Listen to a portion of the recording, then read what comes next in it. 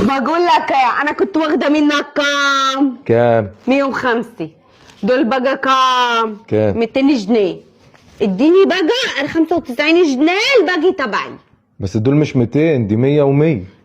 ما هي ال 100 و100، 100 تبعك و100 ديت انت هتاخد منها 5 وتديني انا 95 جنيه. طب ما تجيبي 5 وتاخدي 100. انت معاك 5؟ لا مش عارف، استنى شوف كده.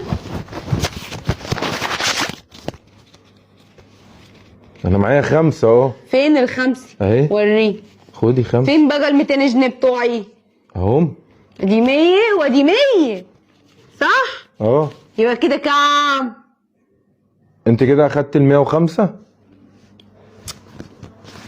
انت كده خدت كام؟ ما انت كده- تلخبطنيش بقى. انت كنت عايزه 105 ايوه ولا كنت عايزه 95؟ انا كنت عايزه 95 جنيه. طب هاتي 5 وخدي 30. اخد 5 واخد 30. خد 5 ايه؟ 5 ايه وخد 30. هات 30 بس كده. كده انت يلا. معاكي 100 انت انا كده اعطيتك ال 105 تبع. لا انت اعطيتيني ال5 واخدت ال100.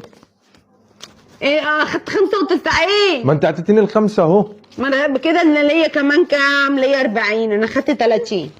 يعني انت لسه عايزه فلوس؟ ايوه. طب انا معيش غير 5. طيب لما يبقى معاك بقى افتكر ماشي؟ يعني انت ليك 40؟ ايوه. لا خدي ال5 ويبقى لك 35 عندي. طيب ماشي يلا انا نازله. سلام عليكم.